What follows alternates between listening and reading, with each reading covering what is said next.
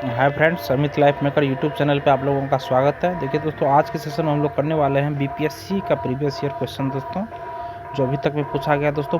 भारतीय राज्य व्यवस्था एवं संविधान से दोस्तों जितने सारे क्वेश्चन बीपीएससी एग्जाम के थ्रू पूछा गया है, सारे क्वेश्चन का दोस्तों डिस्कशन हम करवा रहे हैं, अभी तक का दोस्तों करवा रहे हैं।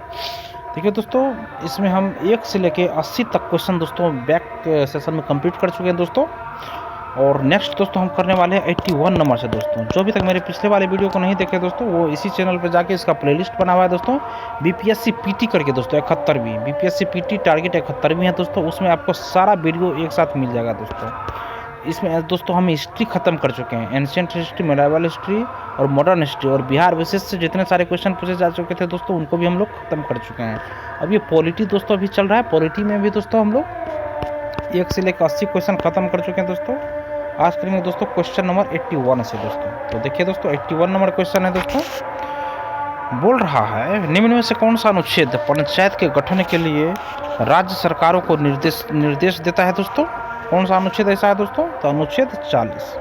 अनुच्छेद 40 देखिए दोस्तों, भारतीय संविधान के अनुच्छेद 40 में पंचायत के गठन का प्रावधान किया गया है। वर्ष 1992 में संविधान में 73वां संशोधन कर पंचायती राज्य को संवैधानिक मान्यता प्रदान किया गया है। पंचायत चुनाव कराने का अधिकार राज्य सरकार को है दोस्तों। पंचायत चुनाव कराने का अधिकार राज्य सरकार को है दोस्तों। नेक्स्ट क्वेश्चन है फ्रेंड्स, निम्न में से किस वर्ष सरकारिया आयोग, जिसे केंद्र राज्य संबंधों में परिवर्तन की संस्तुति का अधिकार दिया गया था, ने अपना प्रतिवेदन जमा किया था दोस्तों? तो 1987 ईस्वी में दोस्तों, 1987 ईस्वी में। देखिए फ्रेंड्स, इसका डिटेल्स में सोल्यूशन है। देखिए दोस्तों, बैकग्राउंड में दोस्तों आप लोगों को म्यूजिक की आवाज़ आ रही होगी दोस्तों। यहाँ पे बगल में ही भगत चल रहा है। हम लोग सोचे समय काहे व्यतीत करें, तो इसमें दोस्तों हम सेशन करवा देते हैं। थोड़ा सा आवाज़ आ रहा है दोस्तों, तो जिसको सुनने में दिक्कत हो रही होगी दोस्तों, तो वो मेरे इस वीडियो में जो लिखा हुआ है दोस्तों, आप लोग खुद पढ़ सकते हैं इसमें। तो देखिए दोस्तों, केंद्र राज्य संबंधों से संबंधित सरकारिया आयोग का गठन जो दोस्तों हुआ था 1983 में किया गया था, जिसने अपना ज्ञापन अक्टूबर 1987 में केंद्र सरकार को सौंपा था। इस आयोग ने अपनी रिपोर्ट में संघीय ढांचे को मजबूत बनाने के लिए कई महत्वपूर्ण सुझाव दिए थे दोस्तों। नेक्स्ट दोस्तों, निम्न में से किस अनुच्छेद के अंतर्गत वित्त आयोग के गठन का प्रावधान किया गया दोस्तों? तो अनुच्छेद 280 के अंतर्गत दोस्तों, अनुच्छेद 280 के अंतर्गत। देखिए दोस्तों, भारतीय संविधान के अनुच्छेद 280 के तहत वित्त आयोग के गठन का प्रावधान है।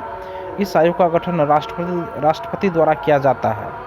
इस आयोग का मुख्य कार्य संघ तथा राज्यों के बीच राजस्व करों का विभाजन करना है। वर्तमान में 15वें वित्त आयोग 21 से 26 के अध्यक्ष NK सिंह हैं दोस्तों।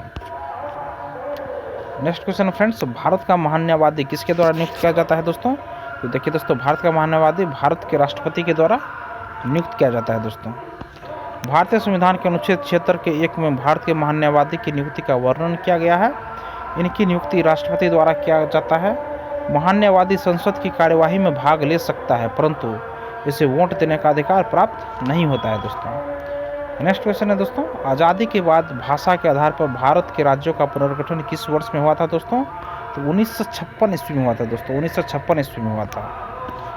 देखिए दोस्तों, भाषाई आधार पर राज्य पुनर्गठन आयोग की स्थापना 1956 ईस्वी में हुई। 1956 में पारित राज्य पुनर्गठन अधिनियम द्वारा भाषाई आधार पर 14 राज्यों तथा 6 केंद्र शासित प्रदेशों का गठन हुआ था। नेक्स्ट क्वेश्चन है फ्रेंड्स, 86 में 73वीं बीपीएससी का है दोस्तों। निम्नलिखित में से किस कमेटी आयोग ने न्याय पंचायत बनाने की सिफारिश की थी दोस्तों? ऑप्शन नंबर बी दोस्तों सही है, अशोक मेहता समिति दोस्तों, अशोक मेहता समिति। न्याय पंचायत बनाने की सिफारिश किसने की थी दोस्तों? तो अशोक मेहता समिति दोस्तों, अशोक मेहता समिति। देखिए दोस्तों, इसका डिटेल्स में सोल्यूशन है। अशोक मेहता समिति की स्थापना 1977 में किया गया था दोस्तों। इस समिति ने यह सिफारिश किया था कि विकास पंचायतों से अलग निकायों के रूप में न्याय पंचायत का निर्माण होना चाहिए तथा इसकी अध्यक्षता एक योग्य न्यायाधीश द्वारा की जानी चाहिए। अशोक मेहता समिति ने पंचायतों को 2 स्तरीय बनाने की भी सिफारिश की थी दोस्तों। नेक्स्ट क्वेश्चन है फ्रेंड्स, निम्नलिखित में से कौन सा कार्य स्थानीय स्वशासन के अधिकार क्षेत्र में नहीं आता है? तो ऑप्शन नंबर देखिए दोस्तों डी सही होगा, सार्वजनिक अनुशासन का रखरखाव दोस्तों, ये स्थानीय स्वशासन के अधिकार क्षेत्र में नहीं आता है दोस्तों। सार्वजनिक स्वास्थ्य आता है, स्वच्छता आता है, जन उपयोगी सेवा आता है दोस्तों। नेक्स्ट क्वेश्चन है फ्रेंड्स, देखिए इसका सॉल्यूशन देख लीजिए दोस्तों। स्थानीय स्वशासन के अंतर्गत सार्वजनिक अनुशासन का रखरखाव नहीं आता है, जबकि इसके अंतर्गत सार्वजनिक स्वास्थ्य, स्वच्छता, जनोपयोगी सेवा आदि आते हैं। भारत में स्थानीय स्वशासन का जनक रिपन को माना जाता है दोस्तों। नेक्स्ट क्वेश्चन है फ्रेंड्स, पंचायती राज प्रणाली किस सूची में है दोस्तों? देखिए दोस्तों, ये पंचायती राज प्रणाली दोस्तों राज्य सूची के अंतर्गत आता है। पंचायती राज प्रणाली राज्य सूची का विषय है दोस्तों, तथा इससे जुड़े सभी तरह के विषयों पर कानून राज्य सरकार बनाती है। निवर्तमान में राज्य सूची के अंतर्गत 61 विषय हैं। राज्य सूची के अंतर्गत दोस्तों कृषि, सिंचाई, सड़क, वन, जिला अस्पताल आदि आते हैं दोस्तों। नेक्स्ट क्वेश्चन है फ्रेंड्स, किस राज्य किन राज्यों ने पंचायती राज संस्थाओं में स्त्रियों के 50% आरक्षण को वैध किया है दोस्तों? तो ऑप्शन नंबर दोस्तों डी सही होगा, 1, 2, 3, 4। बिहार, उत्तराखंड, मध्य प्रदेश और हिमाचल प्रदेश। बिहार, उत्तराखंड, मध्य प्रदेश और हिमाचल प्रदेश, ये चारों दोस्तों 50% आरक्षण वैध किया है। बिहार, उत्तराखंड, मध्य प्रदेश और हिमाचल प्रदेश, याद रखिएगा दोस्तों। देखिए दोस्तों, सर्वप्रथम बिहार राज्य ने वर्ष 2006 में पंचायत चुनावों में महिलाओं को 50% आरक्षण का प्रावधान किया था। वर्तमान समय में आंध्र प्रदेश, बिहार, छत्तीसगढ़, हिमाचल प्रदेश, झारखंड समेत कई ऐसे राज्य हैं दोस्तों जिसने पंचायतों में महिलाओं को 50% आरक्षण दिया है दोस्तों। वर्तमान में कौन कौन है दोस्तों? आंध्र प्रदेश है, बिहार है, छत्तीसगढ़ है, और उसके बाद है दोस्तों हिमाचल प्रदेश है, झारखंड है, समेत कई ऐसे राज्य हैं दोस्तों। नेक्स्ट क्वेश्चन है फ्रेंड्स, धन विधेयक पेश किया जा सकता है दोस्तों? तो केवल दोस्तों ये लोकसभा में दोस्तों धन विधेयक पेश किया जा सकता है, लोकसभा में। देखिए दोस्तों, भारतीय संविधान में धन विधेयक का वर्णन अनुच्छेद 110 में किया गया है।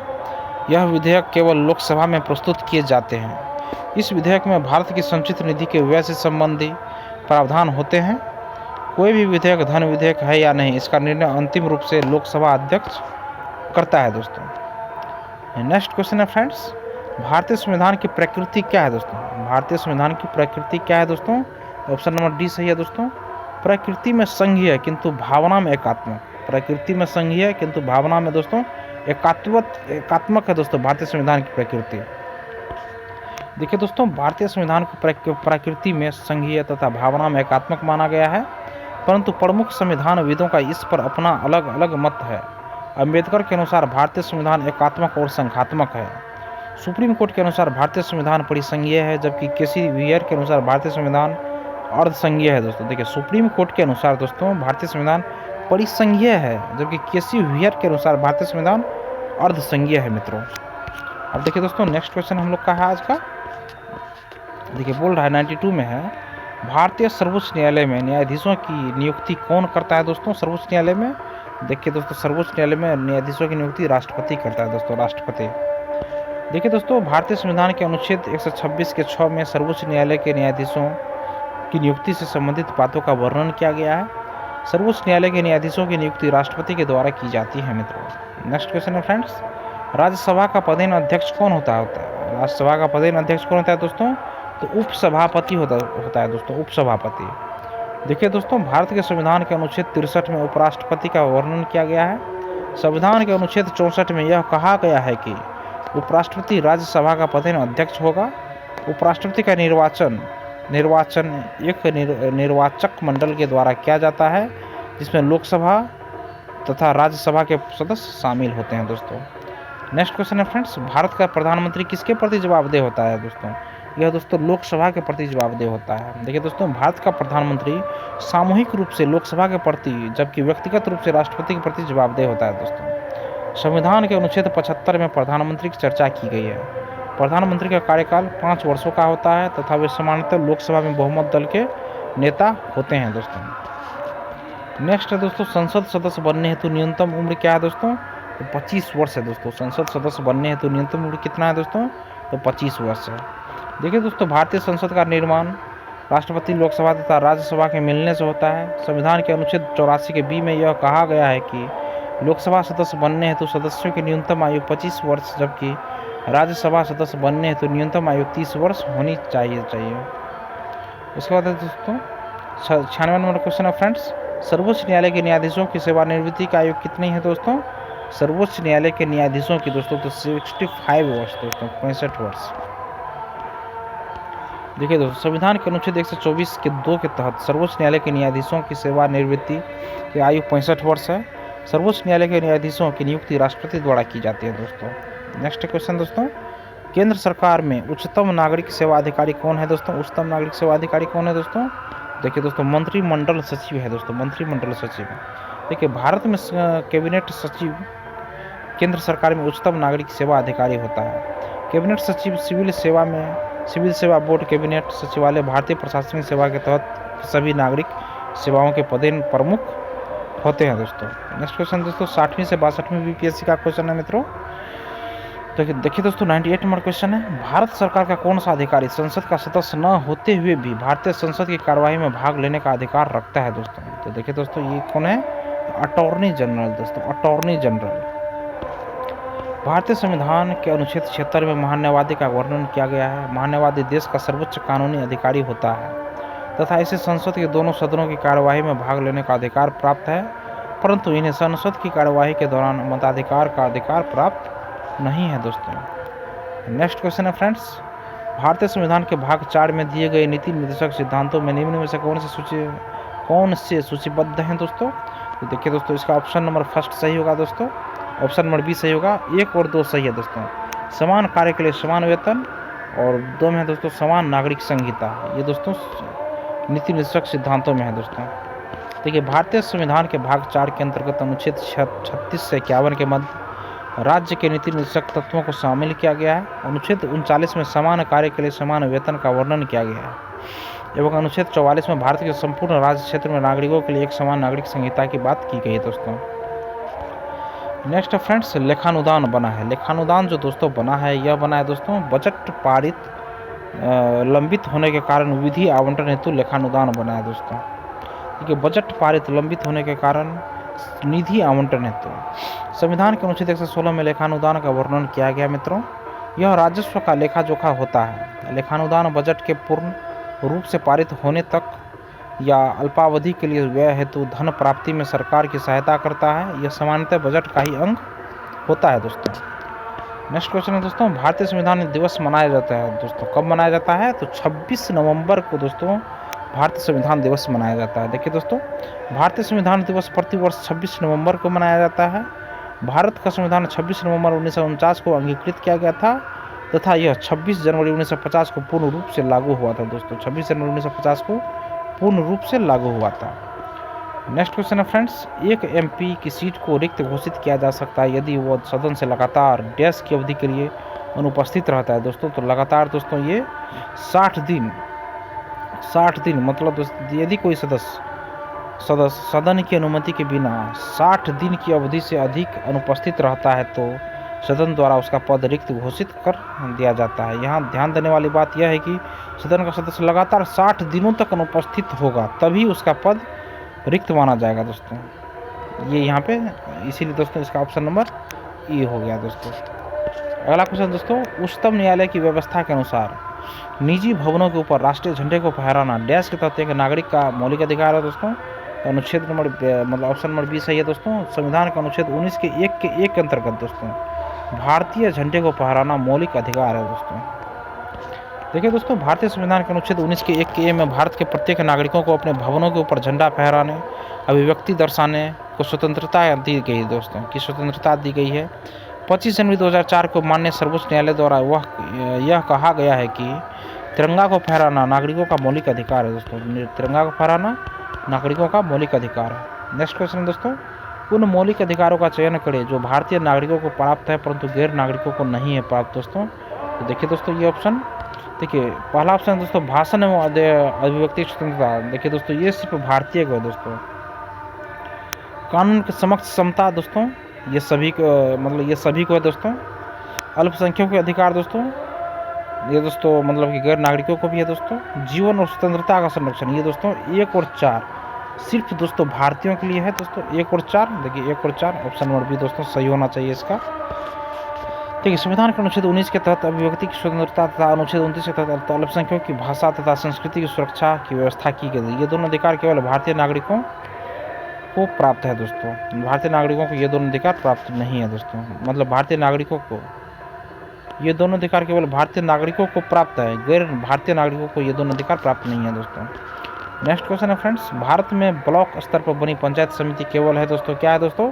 प्रशासनिक। ऑप्शन नंबर डी सही है, प्रशासनिक प्राधिकारी है दोस्तों, प्रशासनिक प्राधिकारी। देखिए दोस्तों, पंचायत समिति ब्लॉक स्तर पर प्रशासन की स्थानीय इकाई मानी जाती है। भारत के पंचायती राज प्रणाली के अंतर्गत पंचायत समिति एक प्रशासनिक प्राधिकारी के रूप में कार्य करता है मित्रों। नेक्स्ट क्वेश्चन है फ्रेंड्स, भारतीय संविधान की प्रस्तावना में समाजवादी शब्द किस संशोधन के तहत जोड़ा गया दोस्तों? तो दोस्तों देखिए, ये जो जोड़ा गया था 42वां संशोधन द्वारा जोड़ा गया था दोस्तों, 42वां संशोधन। नेक्स्ट क्वेश्चन दोस्तों, भारतीय संविधान की प्रस्तावना में 42वें संविधान संशोधन के तहत 3 नए शब्दों समाजवाद, पंथनिरपेक्ष, अखंडता को जोड़ा गया। 42वां संविधान संशोधन वर्ष 1976 में प्रधानमंत्री इंदिरा गांधी के शासनकाल में हुआ था दोस्तों। नेक्स्ट क्वेश्चन है फ्रेंड्स, मिलान कीजिए दोस्तों। इसमें मिलान करने वाला है दोस्तों, संघीय सूची में कितने विषय है दोस्तों? तो देखिए 97 प्रविष्टियाँ हैं दोस्तों। और राज्य सूची में कितने हैं दोस्तों? ये है दोस्तों, राज्य सूची में दोस्तों होना चाहिए 47 या 66। देखिए ए का ए नंबर कौन सा ऑप्शन है? ये है दोस्तों, ए का ए ऑप्शन में इसका देख लीजिए दोस्तों। देखिए दोस्तों, इसका ACD ऑप्शन नंबर बी दोस्तों इसका सही है दोस्तों, बी। देखिए दोस्तों, ये का संघीय सूची में 97 प्रविष्टियाँ हैं दोस्तों, और राज्य सूची में 66 और समवर्ती सूची में 47 है दोस्तों। देखिए दोस्तों, भारतीय संविधान के 7वीं अनुसूची में संघ सूची, राज्य सूची तथा समवर्ती सूची का जिक्र किया गया है। जिसमें संघ सूची के अंतर्गत 97 विषय, राज्य सूची के अंतर्गत 66 विषय तथा समवर्ती सूची के अंतर्गत 47 विषय प्रारंभ में थे दोस्तों। वर्तमान में संघ सूची के अंतर्गत 100 विषय हैं दोस्तों अभी वर्तमान में, और राज्य सूची के अंतर्गत 61 विषय है दोस्तों, और समवर्ती सूची के तहत दोस्तों 52 विषय है दोस्तों। नेक्स्ट क्वेश्चन है फ्रेंड्स, एक नया राज्य बनाने में संवैधानिक संशोधन के लिए कैसा बहुमत चाहिए दोस्तों? कैसा बहुमत? तो दोस्तों साधारण बहुमत चाहिए दोस्तों। भारतीय संविधान के अनुच्छेद 3 के तहत संसद को नए राज्यों की स्थापना करने का अधिकार प्राप्त है। इसके लिए संसद के दोनों सदनों में उपस्थित सदस्यों के साधारण बहुमत द्वारा विधेयक को पारित किया जाता है फ्रेंड्स। नेक्स्ट है दोस्तों, भारत के राष्ट्रपति अपनी शक्तियों का प्रयोग करते हैं। कब करते हैं दोस्तों? तो ऑप्शन नंबर ए सही है दोस्तों, सीधे अथवा अपने अधीनस्थ अधिकारियों द्वारा राष्ट्रपति अपनी शक्तियों का प्रयोग करते हैं मित्रों। देखिए दोस्तों, भारत का राष्ट्रपति अपनी शक्तियों का प्रयोग प्रत्यक्ष रूप से स्वयं या अपने अधीनस्थ अधिकारियों के माध्यम से करते हैं। भारतीय संघ की समस्त कार्यपालिका शक्ति राष्ट्रपति में निहित होती है, परंतु वास्तव में इन शक्तियों का प्रयोग प्रधानमंत्री द्वारा अपने मंत्रिमंडल की सहायता से किया जाता है दोस्तों। नेक्स्ट क्वेश्चन है फ्रेंड्स, ऑप्शन नंबर 110 दोस्तों है क्वेश्चन नंबर, विकेंद्रीकरण प्रणाली की सिफारिश किसने की थी दोस्तों? तो बलवंत राय मेहता समिति ने दोस्तों की थी, बलवंत राय मेहता समिति ने की थी। लोकतांत्रिक विकेंद्रीकरण की सिफारिश बलवंत राय मेहता समिति ने की थी। इस समिति का गठन दोस्तों 1957 में किया गया था। इन्होंने पंचायती राज व्यवस्था को 3 स्तरीय बनाने का सुझाव दिया था मित्रों। अब देखिए दोस्तों, 53वीं से 55वीं BPSC का क्वेश्चन दोस्तों 111 नंबर क्वेश्चन है मित्रों। इसमें बोल रहा है, निम्न में से कौन सा एक मानव अधिकार भारतीय संविधान के अंतर्गत मौलिक अधिकार भी है दोस्तों? देखिए दोस्तों, ये कौन सा है दोस्तों? देखिए दोस्तों, सूचना का अधिकार, शिक्षा का अधिकार, सूचना का अधिकार होना चाहिए दोस्तों, ऑप्शन नंबर ए। देखिए ऑप्शन नंबर सॉरी इसमें दोस्तों ऑप्शन नंबर सी है, शिक्षा का अधिकार। देखिए दोस्तों, शिक्षा का अधिकार सही आंसर होगा। 86वां संविधान संशोधन अधिनियम 2002 के द्वारा अनुच्छेद 21 के क में शिक्षा के अधिकार को जोड़ा गया है। इसमें 6 से 14 वर्ष के बच्चों को निःशुल्क और अनिवार्य शिक्षा प्राप्त करने का अधिकार दिया गया। 86वें संशोधन के माध्यम संविधान संशोधन के माध्यम से शिक्षा को मौलिक अधिकार बनाया गया दोस्तों। नेक्स्ट क्वेश्चन है फ्रेंड्स, 112 नंबर में है, भारतीय संविधान में संशोधन करके शिक्षा का अधिकार कब जोड़ा गया दोस्तों? तो 1 अप्रैल 2010 को जोड़ा गया था दोस्तों, 1 अप्रैल 2010 को जोड़ा गया था। भारतीय संविधान के अनुच्छेद 21 के क में शिक्षा के अधिकार को 2002 में 86वें संविधान संशोधन के तहत जोड़ा गया था। 1 अप्रैल 2010 को संपूर्ण भारत में शिक्षा के इस अधिकार को लागू किया गया। शिक्षा समवर्ती सूची का दोस्तों विषय है दोस्तों। देखिए, भारतीय संविधान के अनुच्छेद 21 के क में दोस्तों शिक्षा के अधिकार को 2002 में 86वें संविधान संशोधन के तहत जोड़ा गया था दोस्तों, ये याद रखिएगा। नेक्स्ट क्वेश्चन है फ्रेंड्स, भारतीय संविधान में शामिल है दोस्तों, कितने शामिल है दोस्तों? देखिए ऑप्शन नंबर सही दोस्तों, 395 अनुच्छेद, 22 भाग और 12 अनुसूचियाँ दोस्तों शामिल है।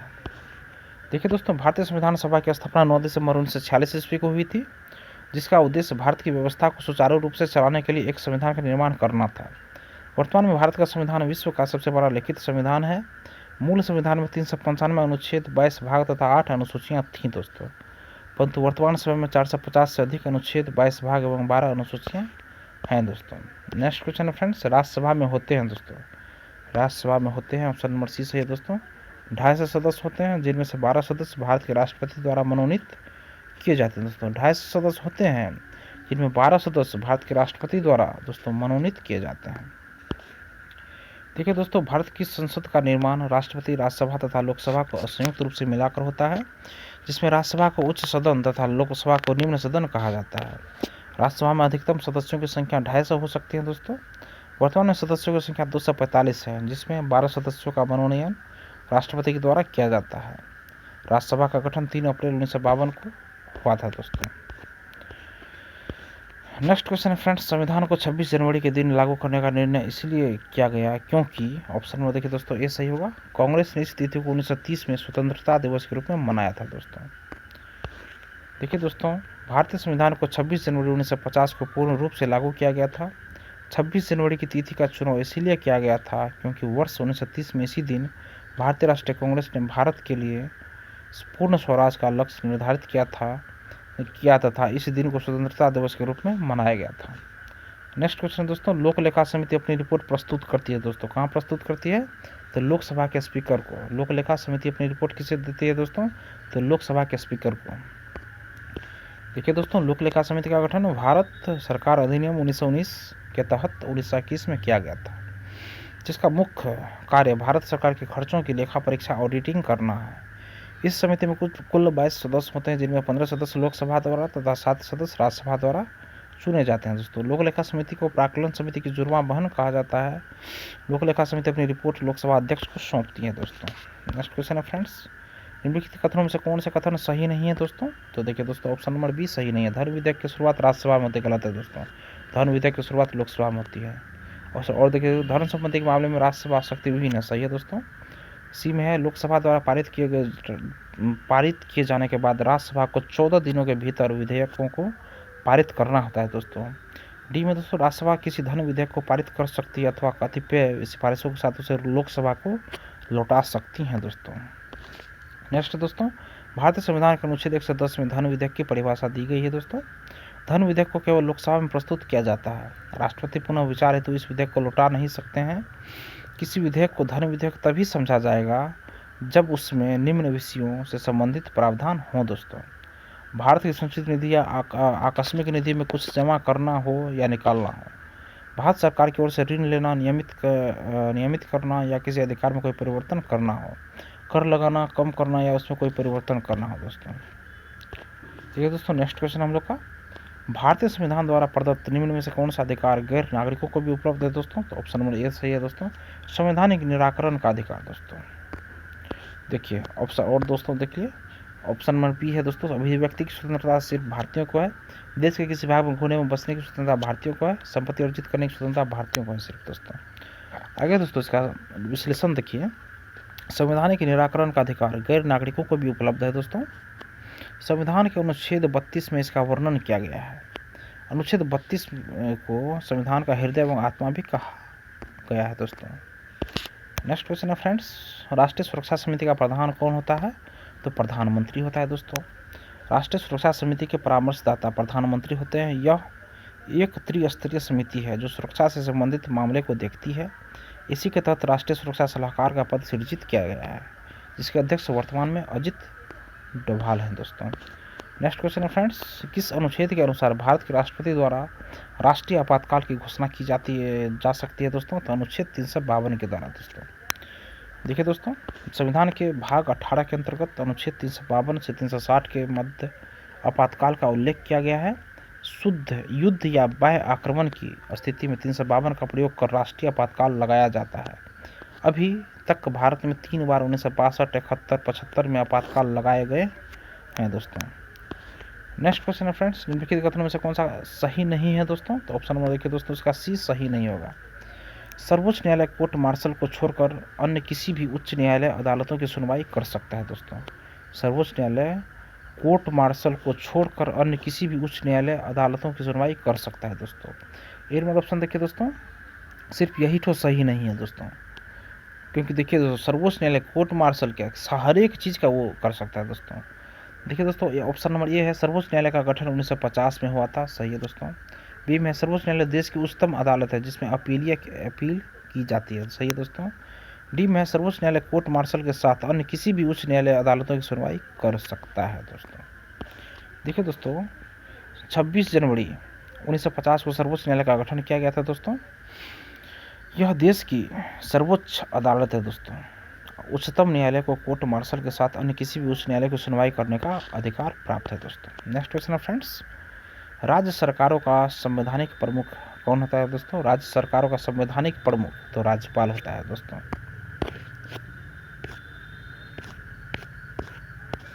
देखिए दोस्तों, राज्यपाल किसी भी राज्य का कार्यपालिका प्रमुख होता है।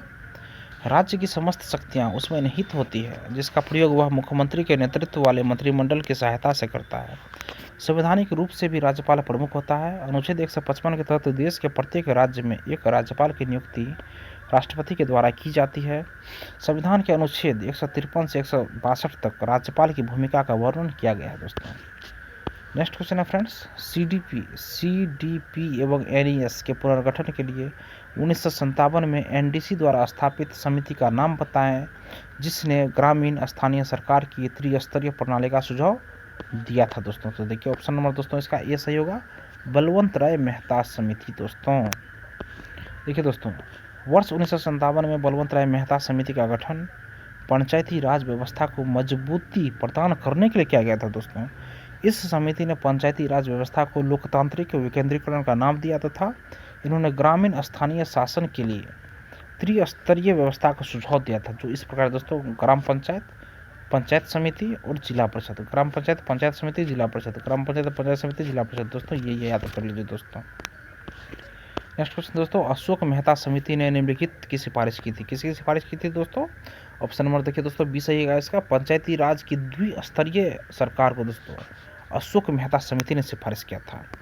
देखिए दोस्तों, अशोक मेहता समिति का गठन दिसंबर 1977 में किया गया था। इस समिति में कुल 13 सदस्य थे दोस्तों। इसने वर्ष 1978 में अपनी रिपोर्ट प्रस्तुत की।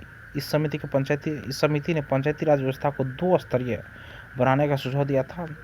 इसने राज्य में विकेंद्रीकरण का प्रथम स्तर जिला को माना तथा जिला स्तर के नीचे मंडल पंचायत के गठन की बात की थी। इस समिति ने ग्राम पंचायत तथा पंचायत समिति को समाप्त करने का सुझाव दिया था दोस्तों। ग्राम पंचायत और पंचायत समिति को समाप्त करने का सुझाव दिया था दोस्तों। नेक्स्ट है दोस्तों अब हम लोग का 48वीं से 52वीं बीपीएससी का क्वेश्चन दोस्तों। देखो दोस्तों 125 नंबर क्वेश्चन है दोस्तों, एक विधेयक जो संसद में प्रस्तुत किया जाता है कौन सी क्रिया के बाद अधिनियम बन जाता है दोस्तों? किस क्रिया के बाद अधिनियम बन जाता है दोस्तों? तो देखिए दोस्तों, ऑप्शन नंबर इसका बी सही होगा दोस्तों। बी में है दोस्तों इसका, जब राष्ट्रपति अपनी सहमति दे देता है दोस्तों तब वह मतलब जो विधेयक है दोस्तों अधिनियम बन जाता है दोस्तों, जब राष्ट्रपति अपना अनुमति देता है तब दोस्तों। देखिए दोस्तों, किसी विधेयक को अधिनियमित तब माना जाता है जब वह संसद के दोनों सदन राज्यसभा एवं लोकसभा में पारित हो जाए एवं उसके बाद राष्ट्रपति यदि उस विधेयक को स्वीकृत कर देते हैं तो वह विधेयक अधिनियम बन जाता है मित्रों। नेक्स्ट क्वेश्चन है फ्रेंड्स, हमारे संविधान के अनुसार राज्यसभा का कार्यकाल दोस्तों डी ऑप्शन सही है, समाप्त होने का विषय नहीं है दोस्तों, ये अस्थायी सदन है। देखिए दोस्तों, भारतीय संविधान के अनुच्छेद 80 में राज्यसभा का उल्लेख किया गया है। राज्यसभा को उच्च सदन कहा जाता है। इसके प्रति 1/3 सदस्य प्रति 2 वर्षों में अवकाश प्राप्त करते हैं। राज्यसभा एक अस्थायी सदन है तथा इसका विघटन नहीं होता है दोस्तों। नेक्स्ट क्वेश्चन है फ्रेंड्स, एक उच्च न्यायालय का न्यायाधीश अपना त्यागपत्र संबोधित करता है किसे दोस्तों? तो राष्ट्रपति को देता है दोस्तों। देखिए, किसी भी उच्च न्यायालय का न्यायाधीश अपना त्यागपत्र राष्ट्रपति को संबोधित करता है दोस्तों, मतलब सौंपता है। उच्च न्यायालय के न्यायाधीश अपने पद पर 62 वर्ष मतलब हाईकोर्ट दोस्तों, हाईकोर्ट के न्यायाधीश अपने पद पर 62 वर्ष की आयु तक बने रह सकते हैं। उच्च न्यायालयों में न्यायाधीशों की नियुक्ति भारत के राष्ट्रपति द्वारा भारत के मुख्य न्यायाधीश और संबंधित राज्य के राज्यपाल के साथ परामर्श के बाद किया जाता है दोस्तों। नेक्स्ट क्वेश्चन है फ्रेंड्स, एक गैर सदस्य के रूप में संसद के किसी एक सदन की कार्यवाही में भाग ले सकता है दोस्तों? तो महान्यवादी दोस्तों, महान्यवादी। देखिए फ्रेंड्स, भारत का महान्यवादी भारत सरकार का मुख्य कानूनी सलाहकार होता है। भारतीय संविधान के अनुच्छेद 76 में महान्यवादी का उल्लेख किया गया है। महान्यवादी को दोनों सदनों की कार्यवाही में भाग लेने का अधिकार प्राप्त है, परंतु आवश्यकता पड़ने पर उन्हें सदन में मत देने का अधिकार नहीं है दोस्तों। महान्यायवादी की नियुक्ति राष्ट्रपति के द्वारा की जाती है दोस्तों। नेक्स्ट क्वेश्चन है फ्रेंड्स, भारत के संविधान में मौलिक कर्तव्य किस संविधान संशोधन के द्वारा जोड़ा गया है दोस्तों? मौलिक कर्तव्य किस संविधान संशोधन के द्वारा जोड़ा गया है दोस्तों? तो याद रखिए 42वें संविधान संशोधन के द्वारा जोड़ा गया है दोस्तों मौलिक कर्तव्य को संविधान में। देखिए फ्रेंड्स, भारतीय संविधान के भाग 4 के क में 42वें संविधान संशोधन द्वारा सरदार स्वर्ण सिंह की सिफारिश पर मौलिक कर्तव्य को 1976 में जोड़ा गया था। प्रारंभ में 10 मौलिक कर्तव्य थे, परंतु वर्तमान समय में दोस्तों 11 मौलिक कर्तव्य हैं दोस्तों। नेक्स्ट क्वेश्चन है फ्रेंड्स, और आज के सेशन का दोस्तों लास्ट क्वेश्चन करेंगे। देखिए, भारतीय संविधान में कितनी भाषाएं क्षेत्रीय भाषाओं के रूप में मान्यता प्राप्त है दोस्तों? तो 18 भाषाएं दोस्तों। देखिए, भारतीय संविधान की 8वीं अनुसूची भाषा से संबंधित है।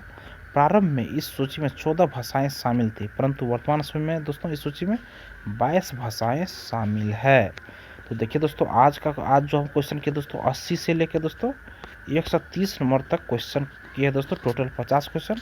कल दोस्तों 50 क्वेश्चन करके इस चैप्टर को खत्म कर देंगे। धन्यवाद दोस्तों यह सेशन देखने के लिए। अगर आपको दोस्तों यह सेशन पसंद आया दोस्तों तो वीडियो को लाइक जरूर कीजिए और किसी एक ग्रुप में दोस्तों इसको शेयर कीजिए और मेरे चैनल को सब्सक्राइब कीजिए। धन्यवाद दोस्तों, आपका दिन शुभ हो।